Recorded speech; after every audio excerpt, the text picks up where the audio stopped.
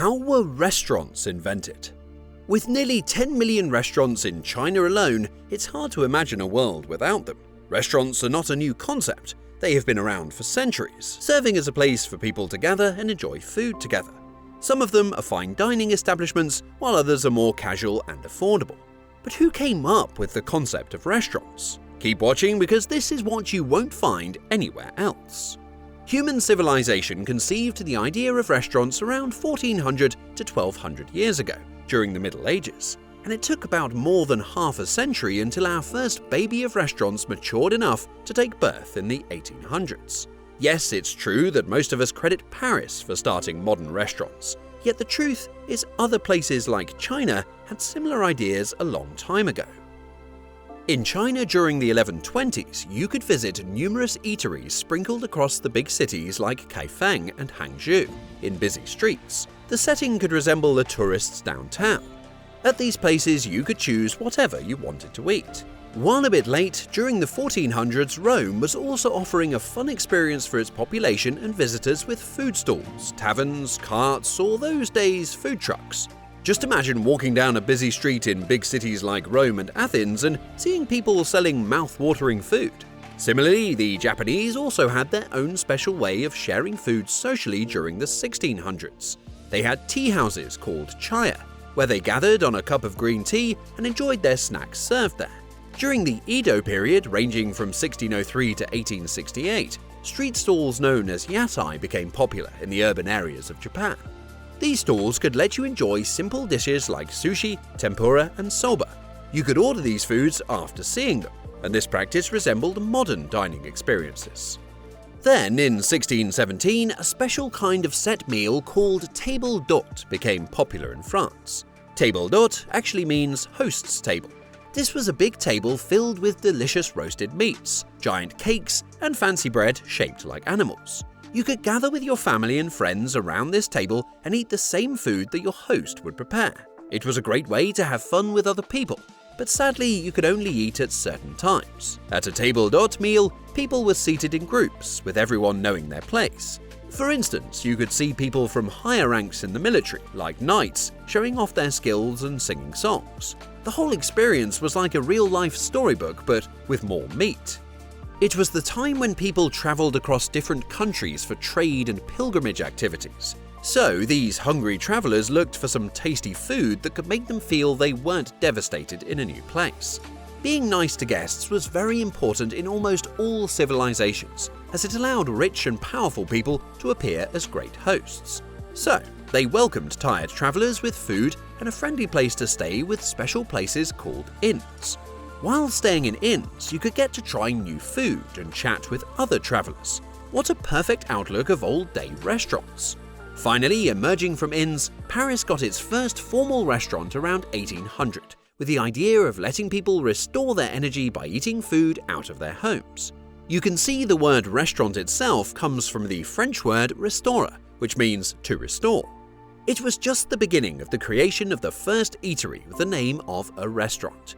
Still, the dining places have evolved faster than apes transforming into humans. Let's thank Monsieur Boulanger, who introduced a big change in 1765 by opening a restaurant, Rue de Poulet, that served healthy and rejuvenating broths made by simmering meat, fish, or vegetables. This marked the beginning of a new dining experience where you could choose your meals from a menu. You may also find it interesting that serving good soups is already happening in France in places called bouillon restaurants. Here, people could have strong soups to help them get better. So, bouillon helped make Boulanger's idea work. Let's look back at an amazing duo. At the same time, when people started visiting restaurants, coffee shops were also popular places for meetups. Here, you could talk about ideas, art, and other things while enjoying the dark brew. This is how France welcomed a dining change with double power. Did it all go smoothly? No. A wild ride was waiting ahead. The big event of the French Revolution made things different again. As the rich people lost power and could no longer afford big feasts prepared by their private chefs and cooks, many talented cooks retired from royalty and started their own restaurants for less rich and common people. This saturation created competition among big fancy restaurants for great food and service. A famous cook, Antoine Beauvillier, also known as the father of modern restauranting, made these restaurants even better. With the start of formal restaurants in France, people started caring more about delicious food and exceptional service. Cooks like Marie-Antoine Carême, called the King of Cooks, made food into really special meals. They created fusion dishes that looked more beautiful and palatable at the same time because they combined flavors and techniques from different culinary traditions. Carême worked for some of the most influential figures of his time, including Talleyrand, Napoleon, and the Prince Regent of England. This was only the start of great food in restaurants. With this food explosion in the 1800s, you could finally enjoy your favorite food all the time without cooking it or washing dishes later on. Can you imagine a restaurant without a choice of food? It could be like eating on a fancy table with your hands tied. This was the time when the concept of menus emerged. The freedom to choose your favorite food enhanced the eating experience and added more fun to it. Yep, the hustle and bustle inside restaurants were like attending mega food parties with diverse cuisines from around the world. The French started serving pasta, and the English could have soufflé, croquettes, and pâté in their restaurants. Eating in a fancy restaurant in the late 1800s was a privilege. You could enjoy food made by chefs considered culinary stars, most of whom had secret recipes like a magic charm. Apart from the scrumptious food, restaurants also had beautiful interiors. How about eating in a cozy restaurant that had walls decorated with pretty curtains of silk or velvet, and hand-painted wallpapers, shiny lights, and dining tables with white tablecloths and fine porcelain dishes along with luxury cutlery? Yes, eating in restaurants was also a symbol of your social status. How could America be left behind? Just in the 1800s, when people in France and England were enjoying meals in restaurants, cities like New York were starting to get more sophisticated with their fancy restaurants instead of taverns. However, just like in other countries, these places were mostly for the rich folks who wanted to show off. But don't worry, regular people still have options. Soon, this luxury dining became even more specific to elites when the Great Depression hit hard in the 20th century. It's because only a few could afford to eat out. Restaurants, while struggling for visitors, adapted to the change by offering cheap eats, smaller portions, and prix-fixe menus to survive. This gave rise to diners and family restaurants with more relaxed atmospheres and affordable meals. Besides this, TVs marked the start of a new era.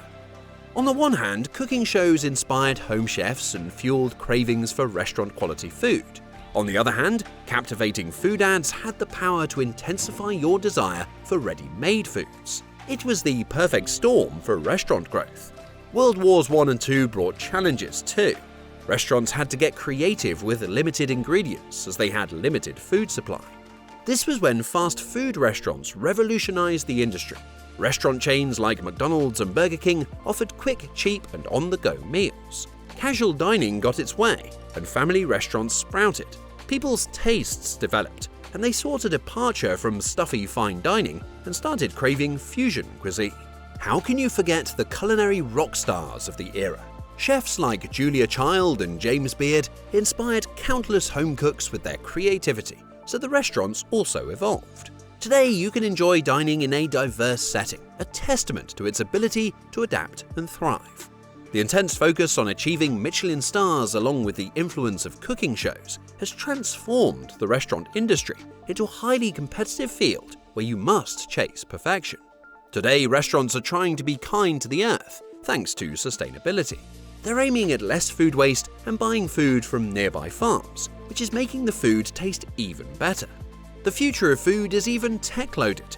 You might have robot cooks and food printers someday, or even dine in some restaurant on Mars, who knows? So, this is how restaurants were invented. Whether it's for a special occasion or just a weeknight dinner, restaurants have become an integral part of our lives. It's just fascinating how a simple concept of selling food has evolved into an entire industry with diverse cuisines, styles, and techniques.